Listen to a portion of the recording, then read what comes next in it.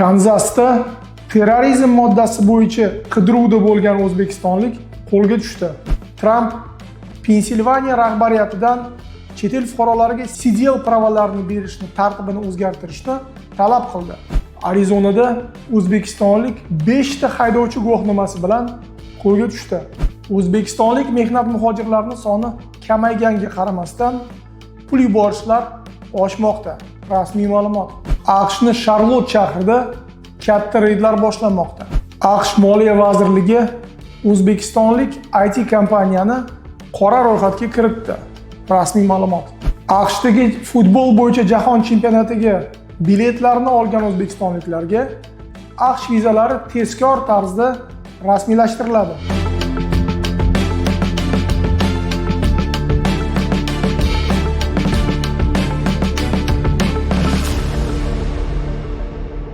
Assalomu alaykum hurmatli do'stlar. Bugun 23-noyabr va odatdagi Uzbek State News'larni sizlarga taqdim etamiz. Birinchi yangilik Kanzasdan keldi. Bu yerda terrorizm moddalari bilan xalqaro qidiruvga berilgan o'zbekistonlik qo'lga olindi.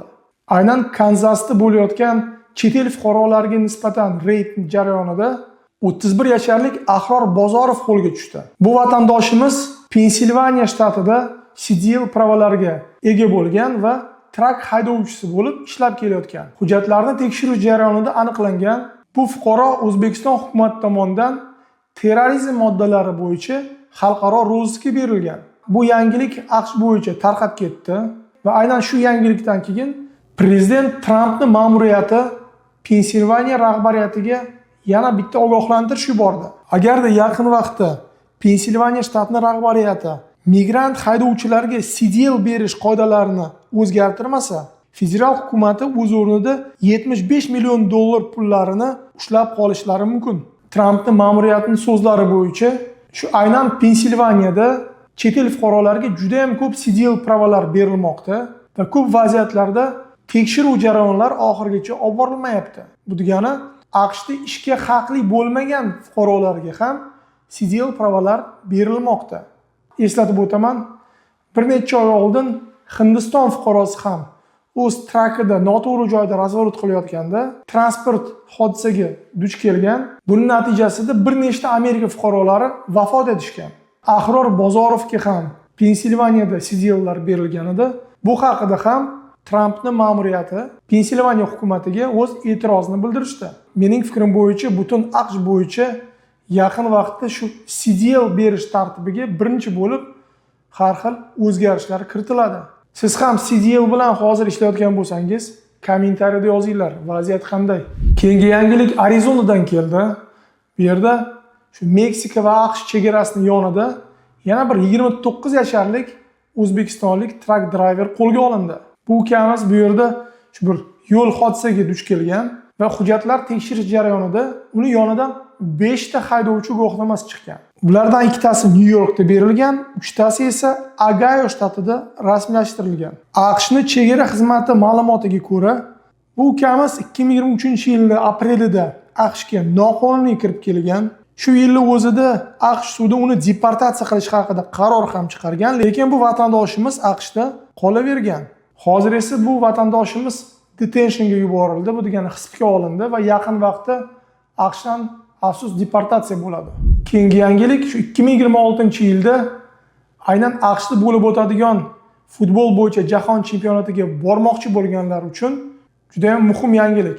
AQSh hukumatining rasmiy ma'lumoti bo'yicha, agarda siz qo'lingizda jahon chempionatiga biletlar bor bo'lsa, unda siz O'zbekistondagi AQSh elchixonasida bez очередь vizalarni berish tartibidan o'tishingiz mumkin. Bu degani shu viza inspektorlari aynan sizning suhbatlaringizni birinchi bo'lib o'tkazishadi. FIFA Pass deb nomlangan maxsus tizim orqali bilet egalari odatdagi bir necha oylik navbat o'rniga taxminan 6-8 haftada suhbatga kirishga imkoniyatga ega bo'lishadi.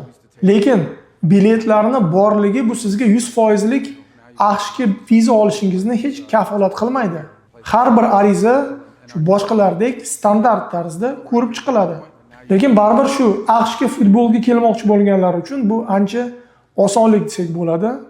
Lekin hurmatli vatandoshlar, yana bir marta sizlarni ogohlantirmoqchiman.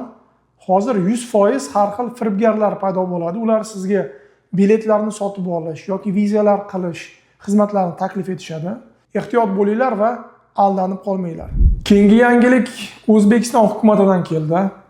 Shu rasmiy ma'lumot bo'yicha o'tgan yillarga nisbatan o'zbekistonlik mehnat muhojirlarining soni dunyo bo'yicha kamayib kelmoqda. Lekin ularni pul yuborishlari ko'payib kelmoqda.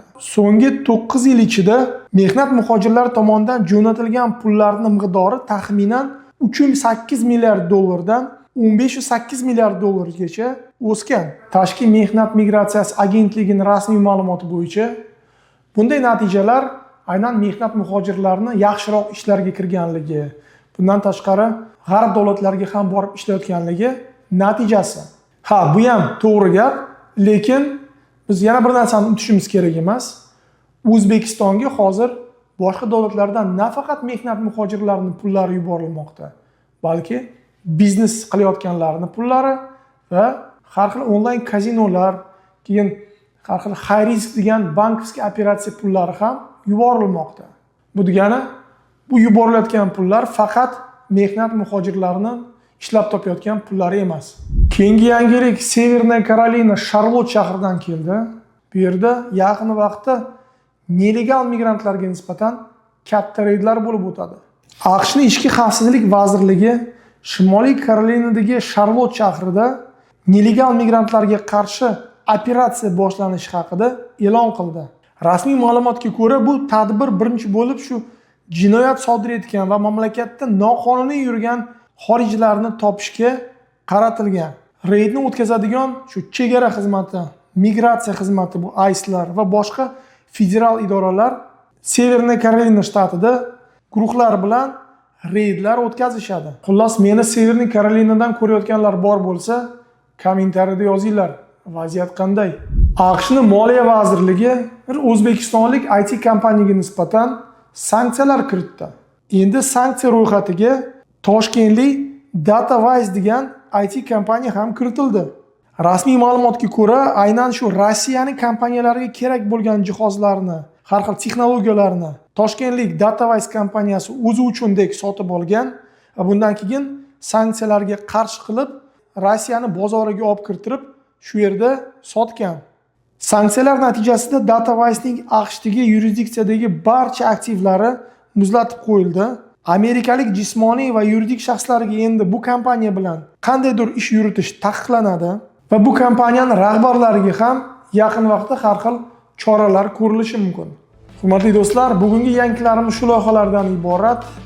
Savollaringiz bor bo'lsa, kommentariyada qoldiringlar. Biz ularga imkon qadar javob berishga harakat qilamiz. Sog' bo'linglar, hurmatli vatandoshlar.